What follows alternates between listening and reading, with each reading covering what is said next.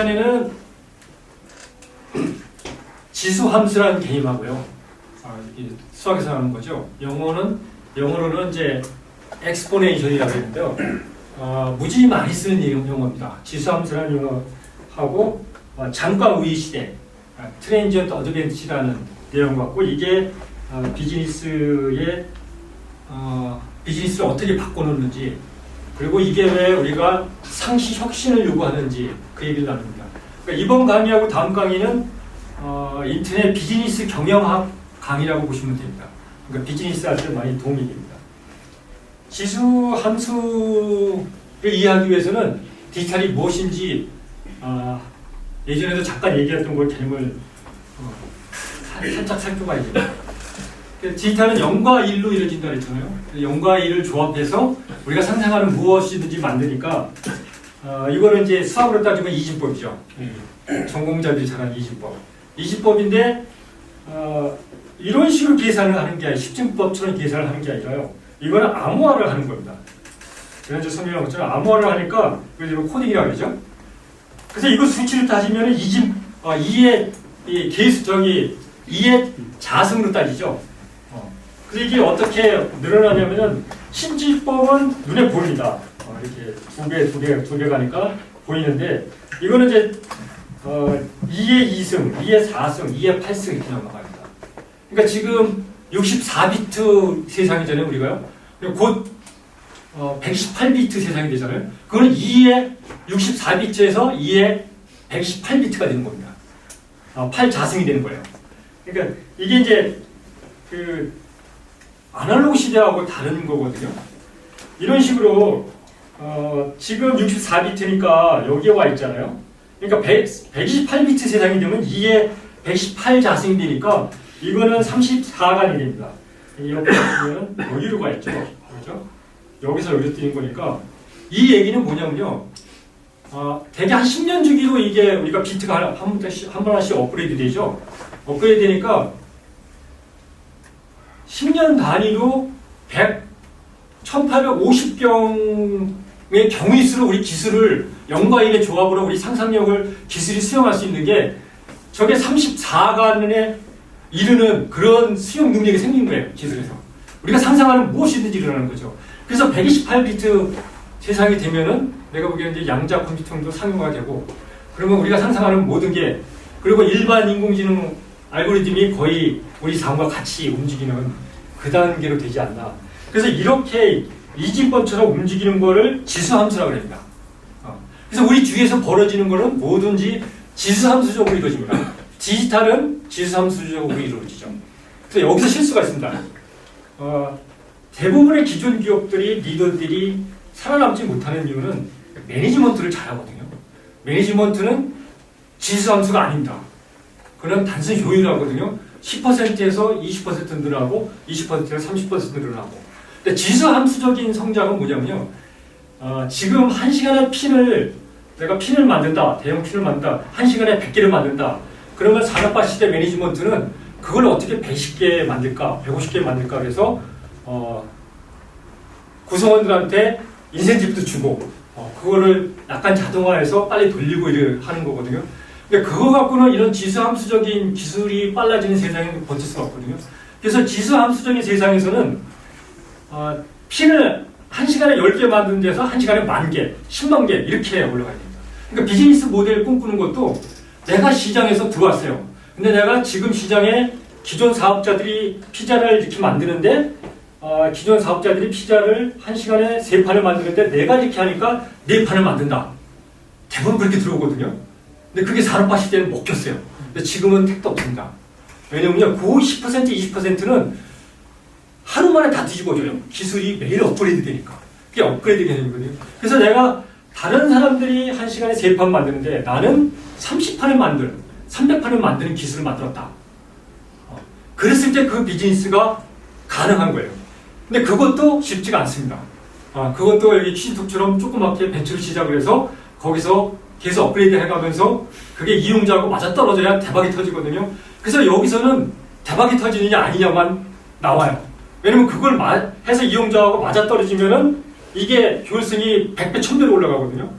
남들은 못 쫓아와요. 그러니까 먼저 가서 먹은 사람이 다 먹게 되죠. 기술이 이렇게 올라가는 걸 지수함수적이라고 그러거든요. 모든 걸 지수함수적으로 생각하는 거예요. 내가 뭐를 할 때 효율화를 그거는 CEO부터 밑에 말단 직원까지 다 똑같습니다. 내가 하는 일이 매일매일 이런 지수함수적인 향상을 꿈꾸는지 아닌지 이거를 해야 되는 거거든요. 그래서 지수함수라는 개념, 그런 개념들이 이게 지난 시간에 배운 가치사슬, 가치를 풀 때도 이게 예전처럼 산업화 시대처럼 생각해서는 안 풀립니다. 이거를 내가 효율화를 몇 배 할 건가, 몇십 배 할 건가 이렇게 생각을 해야지 이거를 30%, 40% 생각하면은 절대 이 가치를 풀 수가 없습니다. 그 이유는 이 가치를 가치게 하는 거는 이용자거든요. 이게 산업화 시대하고 완전히 다르거든요. 모든 주도권을 이용자가 갖고 있기 때문에 이용자는 그 10%, 20%의 가치를 효율화를 하는 거를 신경을 안 씁니다. 이거는 이제 나중에 그 충분함과 무결점이라는 항목에서도 나오는데, 그렇기 때문에 항시 최소한 10배 이상 지수함수적인 방법을 내가 찾아낼 건지, 그래서 지금 경제는 지수함수 경제다 이렇게 생각하시면 되고, 더군다나 이게 반복해서 중첩해서 일어난다 그랬잖아요. 더 빠르게. 그러니까 하나가 들어올 때 다시 들어오고 다시 갇히고 그러기 때문에 그거를 더 지수함수적으로 생각을 안 하면 나가기가 어렵죠.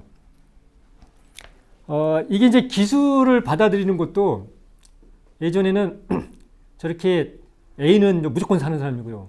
B는 A가 사는 거 보고 괜찮네요 사는 사람이고, C까지가 얼리 어댑터라고 그러죠. 얼리 어댑터라고, D는 이제 그때부터 D로 상품이 가면 성공을 합니다. 시장에서. 그리고 이제 E는 이제 그 다음에 쫓아가는 사람이고, G는 맨 나중에, 그게 이제 로저스 시장 분석에 나오는 긴 길이가 그거거든요. 이게 이제 로저스의 그 시장 혁신 확산 모델이라고 그러죠. 확산 모델이, 이게 이제 제품이 100% 이렇게 될 때까지 초기 얼리 어댑터부터 이렇게 가는데 그 모델이 이렇게 바뀐다 그랬잖아요. 그래서 여기서 이제 전략이 나오는 거예요. 어떻게 들어가고 나오고. 지난주에 잠깐 소개했죠. 싱글레이트 설명할 때 왜 100세까지 살 때 일시우위 시대고, 그래서 지금 잘 나간다고 만족할 필요 없이 계속 바로 꺾어지니까 그걸 염두에 두고 계속 노력해야 된다. 그래서 일시적인 우위 현상으로 이렇게 나온다 이렇게 얘기했는데, 이거를 레리 다운스라고 그 인터넷 비즈니스 경영 컨설팅에서는 아주 유명한 사람입니다. 이 사람이 만든 모델이거든요. 그래서 이제 싱귤레이티라는 요 기술이 몇십 배, 몇백 배 향상시키는 기술이 막 잠복해요. 여기서 이 싱귤레이티가 막 오고 있는 거예요. 그러다가 어느 임계점을 만나면 빅뱅이라 해서 이게 솟죠. 이 상태에 들어가면은 그 분야에 있는 기존 사업들은 다 망합니다. 그래서 대파괴적 혁신이라고 그러는 거예요. 망하고, 그런데 이 성공한 빅뱅을 일으킨 사람들도 바로 붕괴가 됩니다. 그리고 다시 엔트로피로 들어가는 거예요. 그게 앞에 모델의 닫힌 가치 모델하고도 이렇게 연결이 돼요. 그래서 아이폰도 계속 이번에 한국에도 지난주부터 나왔나요? 이렇게 계속 10 나오면 11 나오고 이렇게 계속 업그레이드 시키는 이유가, 이게 벌써 내가 아이폰을 새로 사고 1년을 쓰면은요, 앱들이 계속 새로 나오거든요. 그럼 이용자들이 새로운 요구가 생기는 거예요. 그럼 이용자들의 엔트로피가 쌓이면은 거기서 가치가 닫히죠. 그러니까 아이폰을 업그레이드해서 새로운 버전을 내서 그걸 풀어줘야 돼요. 그러니까 아이폰을 하나 잘 만들었는데 잘 팔리는데 계속 팔고 싶죠. 시장은 옛날 같으면은 뭐 2년, 3년, 5년 팔고 싶은데 그걸 계속 가져가면은 여기가 있는데 그 이용자의 가치가 갇히니까 여기서 바로 떨어지는 거예요. 그럼 나는 같이 망하죠. 그래서 매우 중요한 모델입니다.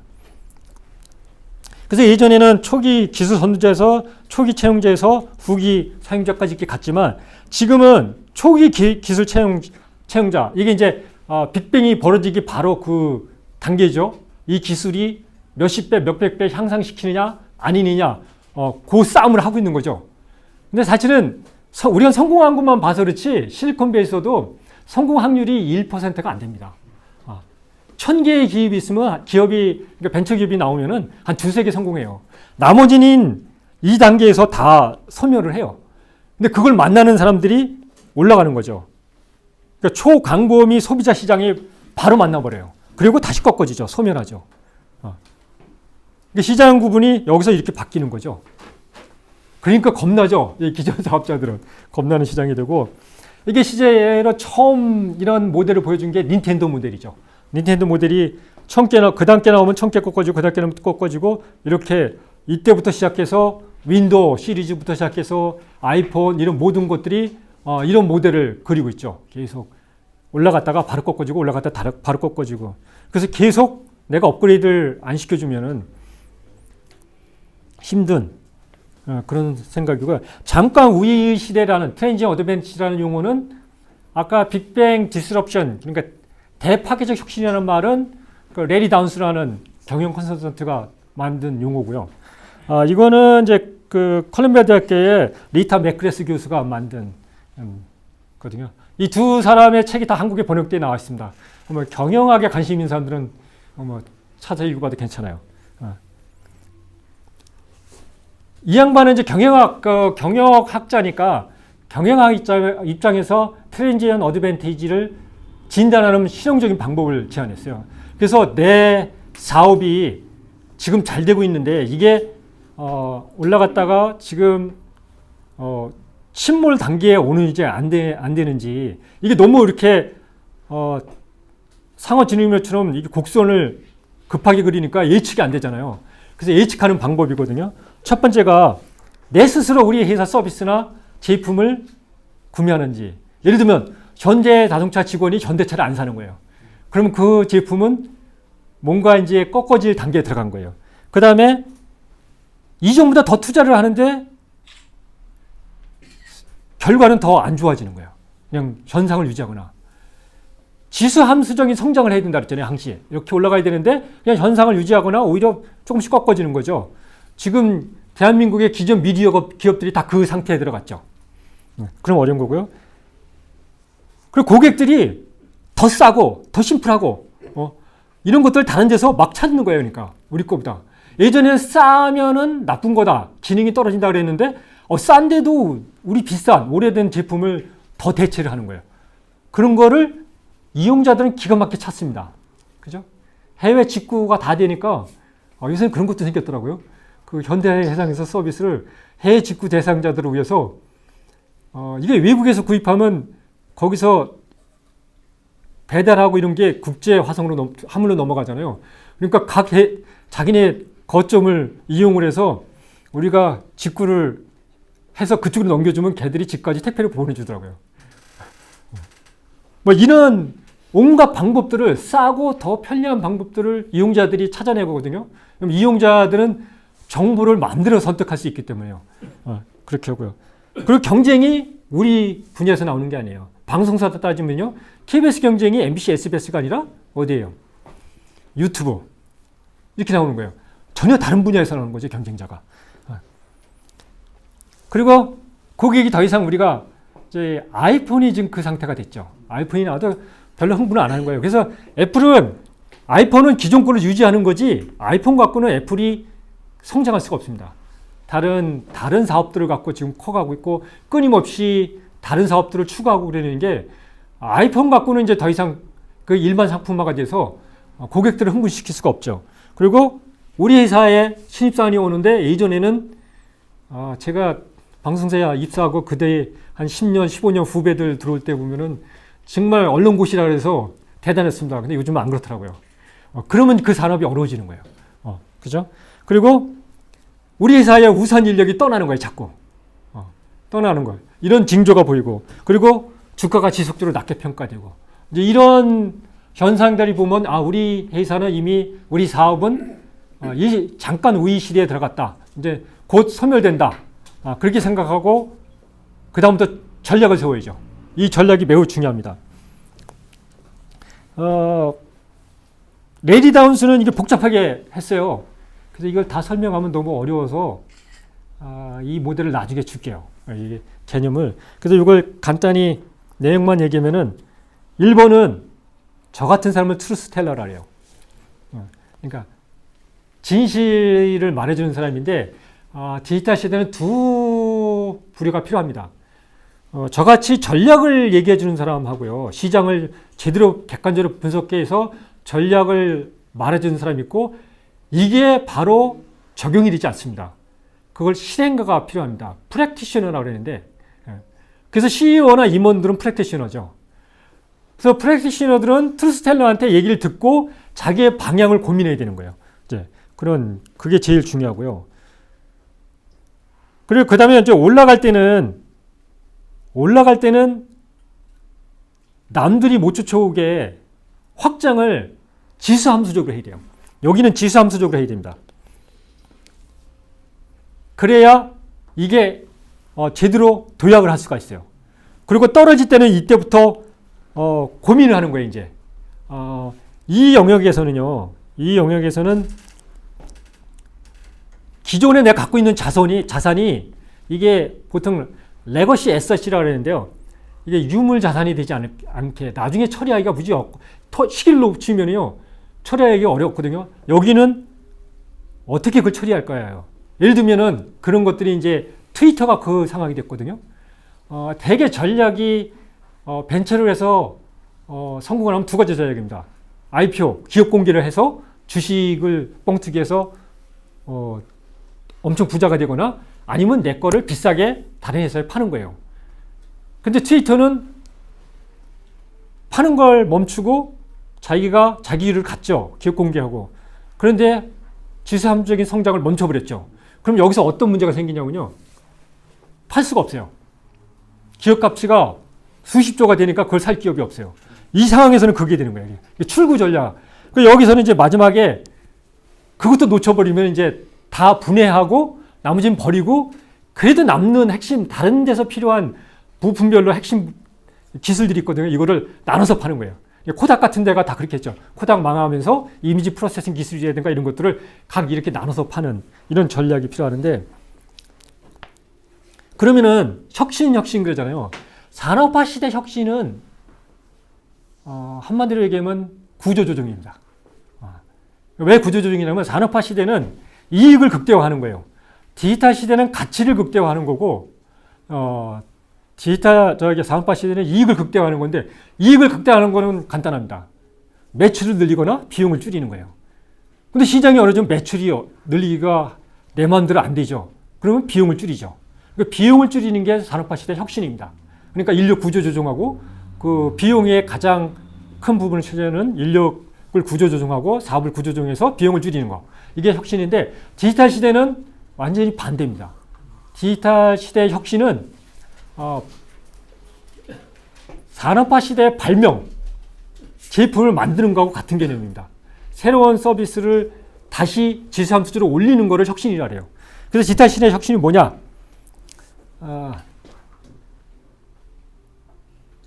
이렇게 나오잖아요. 예를 들면 구글 맵이 나오면 구글 맵이 2010년인가 11년에 내비게이션 서비스 시작하면서 이 가민이나 탐탐 같은 회사들이 이제 꺾어지는 게로 갔죠.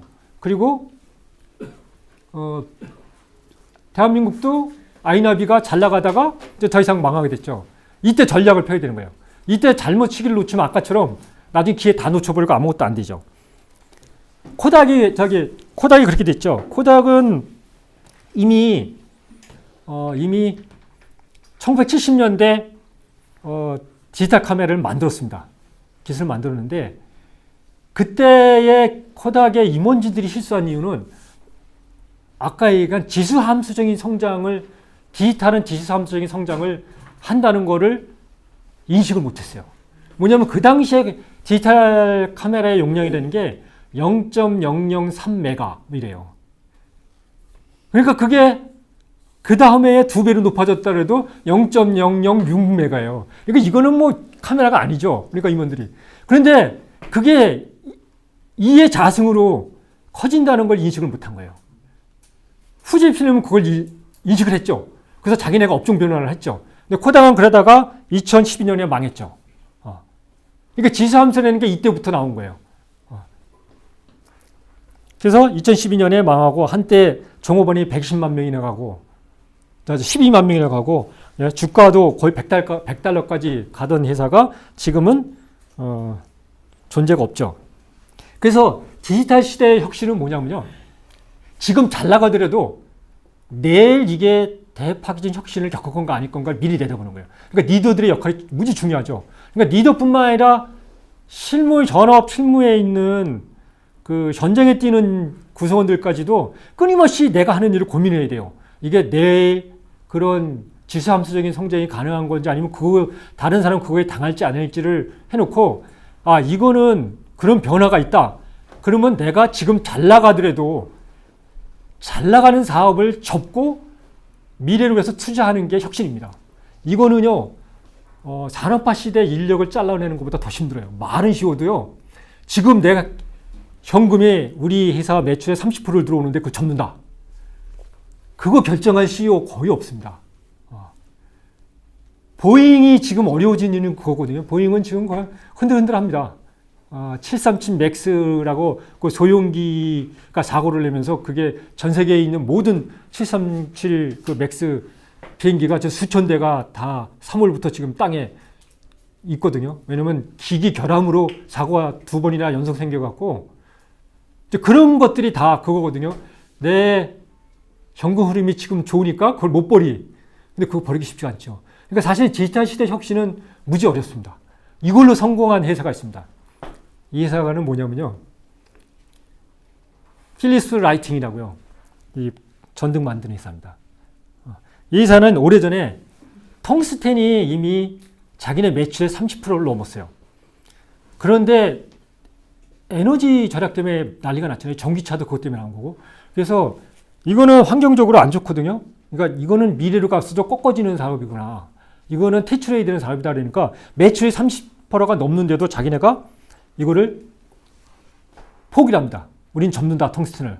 그리고 할로겐으로 가죠. 그렇죠? LED로 가고.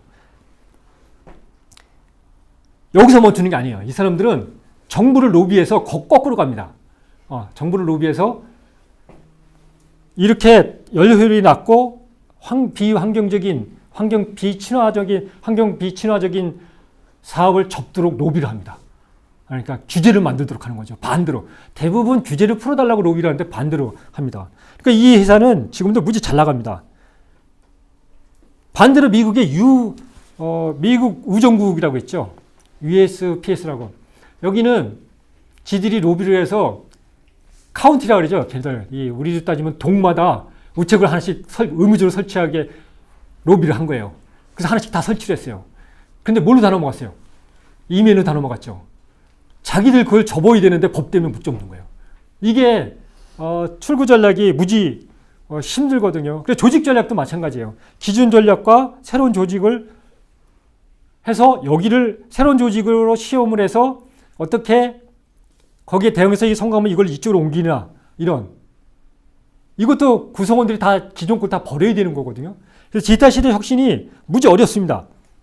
그래서 이걸 한 장으로 정리하면은 이렇게 됩니다.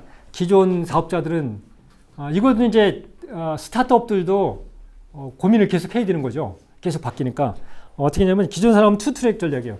기존 사업을 버리면은 안정성이 해칩니다. 왜냐하면 새로운 사업에서 내가 성공할지 모르거든요. 그래서 기존 사업은 최대한 지키는데 확대를 하면 안 됩니다. 예를 들면 현대자동차다. 그럼 전기차로 어차피 다 넘어가잖아요. 앞으로 10년 내로 모든 차는 전기차로 나올 겁니다. 그럼 내연기관 사업 영역을 확장하면 안 돼요.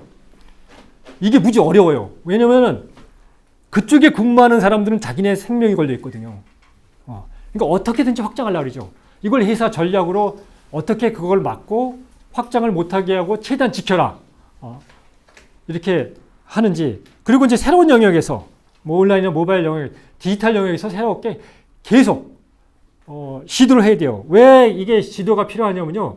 성공 확률이 산업화 시대에는 최소한 큰 기업일수록 10%가 넘습니다. 10개 버리면 1개 성공하거든요. 디지털 영역은요. 대박이 터지지만 성공 확률이 0.1%도 안 됩니다. 1000개 하면 하나 성공하거든요. 그러니까 어떤 게 걸릴지 모르니까 계속 던질 수밖에 없어요. 그건 성공은 내가 만들어주는 게 아니라 이용자가 만들어주는 거거든요. 이용자한테 계속 던지면서 이용자가 어떻게 반응하는지를 보고 상호작용을 하면서 거기서 캐치해내는 거죠. 이렇게 하다 보니까 지금의 경영의 핵심은 리소스 재배분이에요. 기존에 있는 거를 어디다 내가 투자할 건가. CEO가 비전을 갖고 미래 비전을 갖고 지금 있는 걸 망치지 않는 사이가 미래 비전에다 계속 리소스를 재배분해 줘야 되는데 그거를 부서장한테 맡기면은 절대 그렇게 못합니다. 내 거를 오래 실적이 중요하기 때문에. 그래서 CEO한테로 올라가죠. 리소스 배분권이 올라가고 그래서 이제 잘 나가는 디지털 기업들은 다 CEO가 창업자들이 계속 하고 있잖아요. 막 10년, 15년 CEO를 하는 이유가 그걸 누구한테 맡기면 이게 안 돼요. 망하는 거고. 그리고 그 배분하는 기준이 있어요. 이용자가 모든 걸 만들어준다 그러잖아요. 그래서 이용자의 가치가 어디서 생성되는지 이걸 기반으로 리소스를 재배분하는 거예요. 회사의 이익이 아닙니다. 회사의 이익을 위해서 배치를 하다가 보잉이 저렇게 어려운 경지에 다다른 거거든요. 그러니까 지금 무지 그런 사례들이 많습니다. 그리고 될 수 있으면 리소스는 소유하지 않고 공유하는 거죠. 그래서 클라우드 컴퓨팅부터 시작해서 어떻게 하면 내가 갖지 않고 위워크나 이런 것도 되는 것도 그 분야를 파고든 거죠. 사무실을 이렇게 공유하고 그러면은 내가 접었을 때 이것도 다 처분하고 또 이거 레거시 에셋이 되잖아요. 그래서 공유로 가야 되고 그리고 중요한 거는 디지털 기술을 적극적으로 받아들여서 프로세스를 디지털화하는 거예요. 디지털 기술을 받아들이는 게 이런 기기들을 받아들이는 게 아니라 생각하는 방법과 일하는 프로세스를 디지털화하는 거예요. 그래서 그거를 통해서 더 적은 리소스로 더 많은 거를 해야 되는 이거는 CEO부터 모든 구성원들이 해야 되는 의무입니다. 이걸 못하는 기업들은 여기서 버틸 수가 없어요. 그래서 항시 안정성, 지금 오늘 살아남아야 되고요. 그리고 내일을 위해서 민첩성을 갖추는 이 분야. 그리고 아까 얘기한 꺾어졌을 때 타이밍을 놓치면은 내가 갖고 있는 자산을 못 팔아먹거든요. 그래서 끊임없이 기존 사업용의 출구 전략, 디스인게이지먼트라는데 이 출구 전략은 원래 미국이 월남에서 폐망하면서 철수할 때 어떻게 하면 피해를 최소로 줄이냐. 그래서 출구 전략이 처음에 나오기 시작해서 경영학에 도입이 됐죠. 그래서 디지털 시대는 이거는 벤처 스타트업들도 마찬가지예요. 스타트업들도 이게 계속 진화를 하니까 기존에 있던 걸 어떻게 계속 버리고 갈 건가. 그래야 새롭게 계속 들어오거든요. 버려요. 이런 전략들이 나옵니다. 그래서 첫 시간은 이게 저번에 본 것처럼 항시 이게 임계점을 만나면은 올라가기도 하고 실패하기도 하고 중간에도 양의 대목임을 하면은 올라가고 음의 대목이라 하면 다시 꺾어지는데 내가 올라갔더라도 항시 나를 혼돈의 가장자리에 놓는 거예요. 우리 조직을, 나를, 우리 회사를, 우리 시장을 여기다 놓고 계속 끊임없이 내가 혁신을 고민해야 되는 거예요. 이거를 여기다 안 집어넣으면요. 인간은 본능적으로 안정시구성이 있거든요. 해오던 대로 편하게. 내가 보기에 대한민국이 변하지 않는 거는 우리 대한민국 국민들은 무지 뛰어납니다. 어느 회사든지 글로벌 어디에 갖다 놔도 우리 회사의 직원들은 무지 우수합니다. 근데 어려운 거는 이것 때문에 그럽니다. 안정 시구하는 성향 때문에. 그래서 끊임없이 회사를 여기다 갖다 놓은 거고요. 삼성이 저렇게 된 거는 이건희 회장의 경영 전략이 그거였죠. 삼성전자가 잘 나갈 때도 끊임없이 여기다 집어넣죠.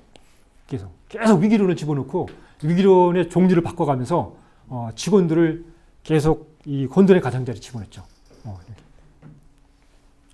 그래서 디지털 시대의 혁신은 내가 지금 잘 나가고 잘 되는 것도 미래를 위해서 과감히 버릴 줄 알아야 된다. 그러기 위해서는 나를 끊임없이 혼돈의 가장자리에 놓고 끊임없이 이용자하고 상호작용하면서 새로운 방법을 모색해야 된다. 여기까지.